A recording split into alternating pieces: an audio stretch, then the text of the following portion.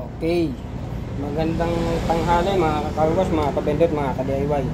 So today, tuturo ko sa inyo kung paano pagtugsungin itong pressure regulator, air pressure regulator at saka solenoid valve. So basic lang naman po ito. Yun naman pong iba, para lang po doon sa hindi pa masyadong maalam na nagdi-DIY. Kumbaga, para at least mapadali nyo yung paggagawa. So, ang gamit ko pong solenoid valve ay 220 volts. Ayan po yan, 220 volts. So, ang kagandahan po nitong 220 volts, syempre, mas matibay siya ng bahagya o mas matibay siya sa 12 volts.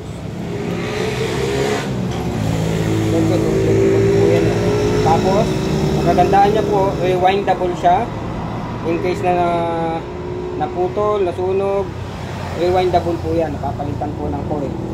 Pwede nyo ipa-rewind. So, pero commonly, pwede namang replace na lang.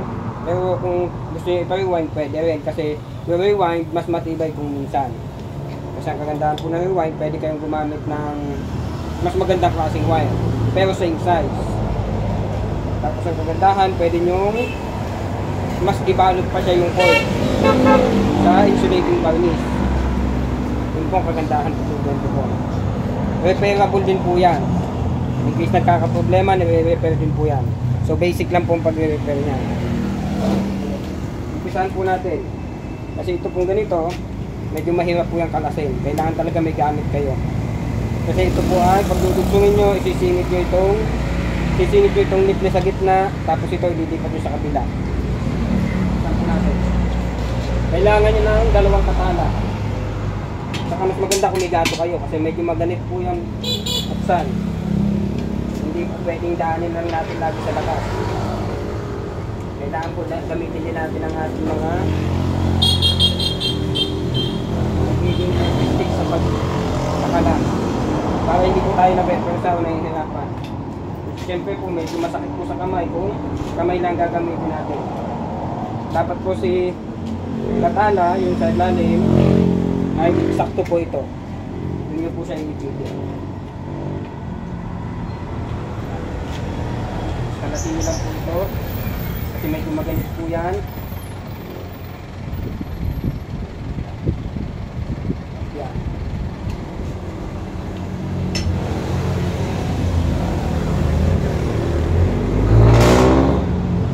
Mapansin nyo, naiwan yun kasi medyo maganit. Kalasin nyo lang po. Ibalik nyo lang ito.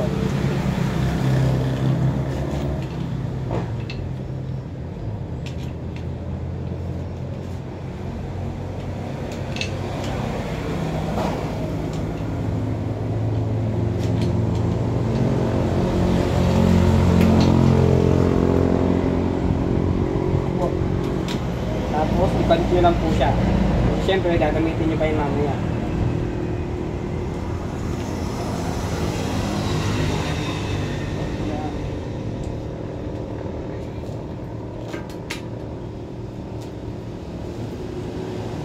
Huwag nyo pong kakalimutan lagyan ng tiplon. Magtabila, tiplon.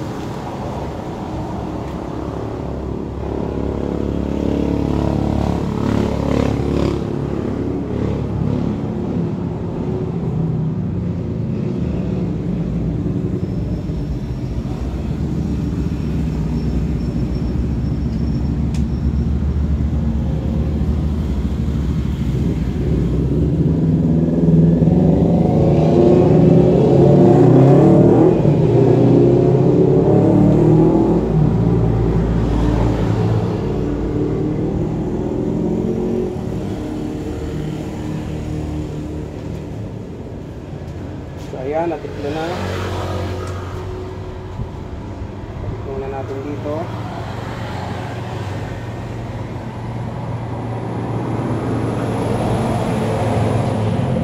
Huwag niyo po munang piliting ipihit. Kasi po, ito po ang tutulong dyan para mag-fit yun ng maayos. So check nyo po yung arrow. May arrow po yan. Kung nakikita nyo dyan, may arrow yan ha. Ito po, may arrow. Check nyo lang po. Dapat po yun ay doon nakaturo palabas. Yan.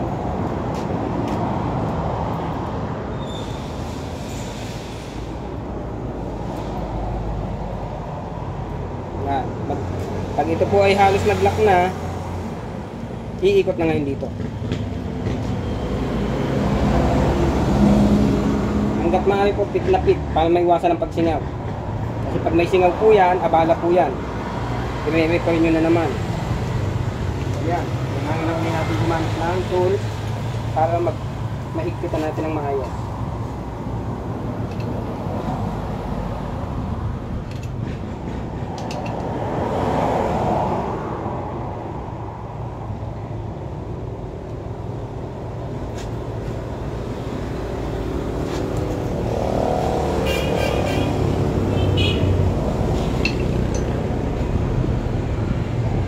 So ganyan pong forma ng aking paggagawa. Yung iba pwede pong dito siya nakalagay.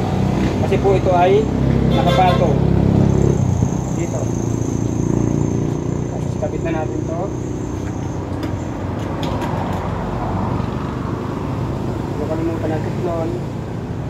Iwas singaw.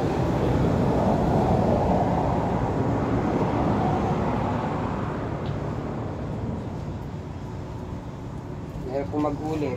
Pag may singaw, kakalasin niyo po ulit yan. Kaya dapat po sigurado tayo bago natin gawin. Maayos na titiklon.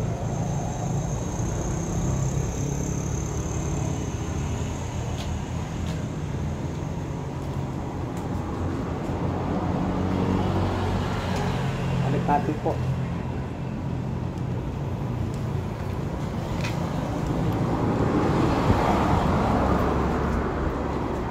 Dito.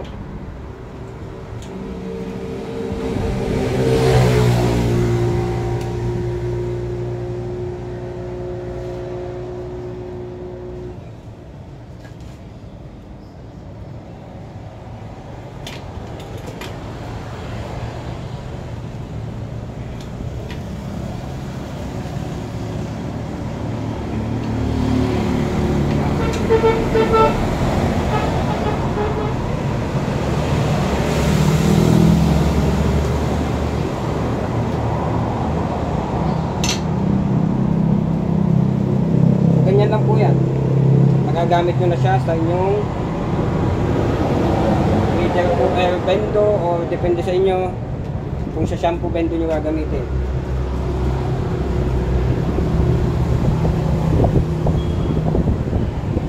Sa air regulator po, madalang naman magkasira yan.